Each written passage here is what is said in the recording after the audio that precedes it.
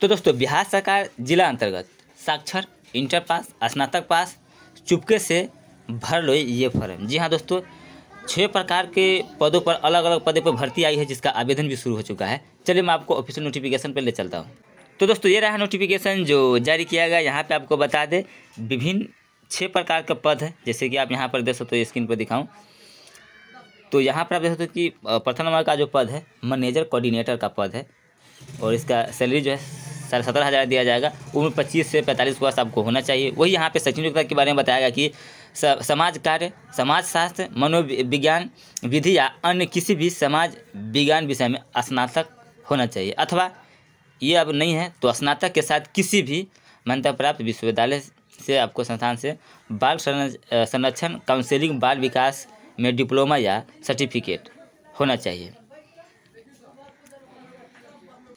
वही बात करते हैं दूसरे नंबर के पद के बारे में।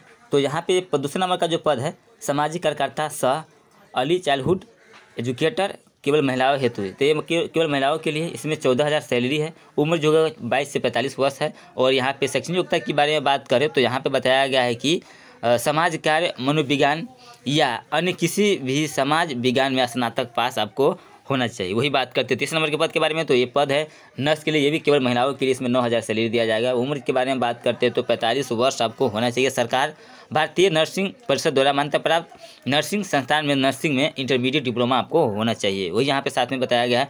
अनुभव के बारे में तो बताया गया कि 1 वर्ष का आपको अनुभव होना चाहिए।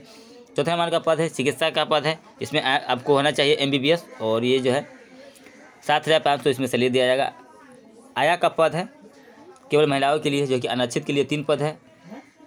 अति पिछड़ा के लिए जो है यहाँ पे 1 पद है, और पिछड़ा वर्ग के लिए 1 पद, अनुसूचित जनजाति के लिए 1 पद है। इसका सैलरी जो 6,000 दिया जाएगा। उम्र के बारे में आपको बता दूं तो 20 से 45 आपको उम्र होना चाहिए। और इसमें योग्यता की बात करते हैं तो सिर्फ साक्षर होना चाहिए। आप पढ़े लिखे हैं, यानी पढ़ने लिखने का में सक्षम हो तो लोग आवेदन कर सकते हैं।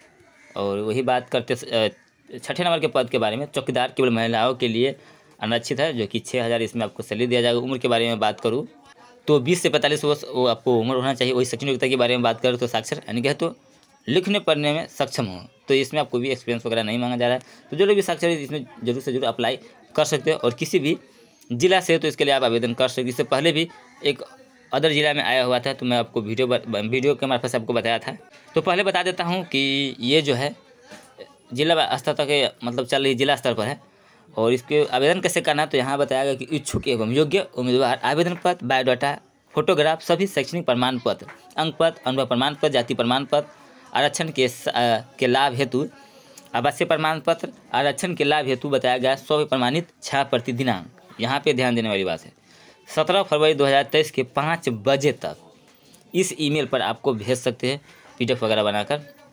अथवा आप ये नहीं कर सकते हैं तो आपको क्या करना है, निबंधित डाक द्वारा सहायक निदेशक, ये ऑफिस का एड्रेस यहाँ बताया गया है कि डाक निबंधन से आप इस पते पर भेज सकते हैं। सहायक निदेशक जिला बाल संरक्षण इकाई। अब और यहाँ बताया गया है कि असमत विला काजली मोहल्ला और भैंसासुर रोड कब्रिस्तान के बगल में बिहार शरीफ। तो यहाँ पर इस पते पर आप भेज सकते हो। और यहाँ बताया गया कि 17 फरवरी 5 बजे के बाद बताया गया कि उपरोक्त तय समय के पश्चात प्राप्त आवेदन पत्र स्वीकार नहीं किया जाएगा। इस डेट के बाद यदि आपको आवेदन पत्र पहुंचता है तो आपको इसमें स्वीकार नहीं किया जाएगा। वो बात आपको ध्यान में रखना है। तो जल्दी से जल्दी जो लोग भी आवेदन करना चाहते हैं वो कर सकते हैं। और यहाँ पे दिया गया है कि आवेदक निबंधित डाक द्वारा आवेदन पत्र भेजने के क्रम में लिफाफे के ऊपर मोटे अक्षर में विशिष्ट दत्तक ग्रहण संस्थान नालंदा में नियोजन हेतु आवेदन पत्र एवं पद का नाम उल्लेख करें। वही तीसरे नंबर पर दिया गया है कि उपरोक्त पदों पर नियोजन में बिहार राज्य के मूल निवासी को ही सरकार द्वारा निर्धारित आरक्षण का लाभ दे होगा। चौथे नंबर पर दिया गया है कि अभ्यर्थी का चयन साक्षात्कार के माध्यम से चयन समिति द्वारा किया जाएगा। यानी कि कहे तो इसमें आपको कोई भी एग्जाम वगैरह नहीं होने वाला, साक्षात्कार यानी कि सिर्फ इंटरव्यू से इसमें आपको नौकरी होने वाला है। तो इसीलिए मैं आपको बताया जो लोग भी आवेदन करना चाहते हैं चुपके से आवेदन कर ले। इसमें जॉब पक्की है, यानी कि इसमें आपको डायरेक्ट भर्ती है, इसमें कोई भी एग्जाम लोचा वगैरह नहीं है। कोई 55 नंबर के बात करें तो यहाँ पर बताया गया कि साक्षात्कार की तिथि को आवेदन पत्र के साथ संलग्न सभी प्रमाण पत्रों को मूल प्रति सत्यापन हेतु लाना अनिवार्य होगा। कब? इंटरव्यू में।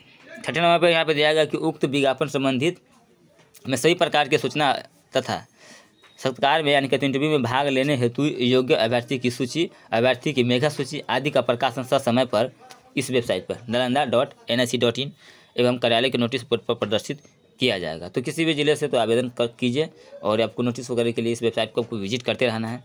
7वें नंबर पर यहाँ पे दिया गया है कि उम्मीदवारों द्वारा आवेदन पत्र में गलत तथ्य या प्रमाण पत्र देने पर उनका नियोजन कभी भी निरस्त किया जा सकता है, यानी कि रद्द किया जा सकता है। यह नियोजन बताया गया पूर्णतः अस्थायी है, यानी कि परमानेंट जॉब नहीं है, अस्थायी जॉब है। और यहाँ बताया गया कि प्रतिकूल आचरण पाए जाने पर नियोजन कभी भी समाप्त कर सकती है। वहीं 8वें नंबर पर दिया गया सरकार द्वारा आदेश प्राप्त होने या अन्य कारणों से अलग संस्थान द्वारा संचालन बंद हो जाता है तो सभी कर्मियों का नियोजन स्वतः समाप्त हो जाएगा। वही 9वें नंबर पर दिया गया है कि अस्थायी नियोजन कर्मी न तो सरकारी सेवक माने जाएंगे और न ही सरकारी सेवकों के अनुमान ने किसी सुविधाओं का हकदार माने जाएंगे। अस्थायी नियोजन के 50 सरकारी सेवा में बताया गया है कि नियमितीकरण का दावा किसी भी परिस्थिति में मान्य नहीं होगा, यानी कि परमानेंट जॉब के लिए आप उसमें दावा नहीं कर सकते हैं। 10वां नंबर बताया किसी भी न्यायिक विवाद की स्थिति में अथवा अन्य कारणों से इस विज्ञापन को निरस्त करने का अधिकार सहायक निदेशक जिला बाल संरक्षण इकाई नालंदा के पास सुरक्षित रहेगा। तो दोस्तों ये जो वैकेंसी आई हुई है नालंदा समाहरणालय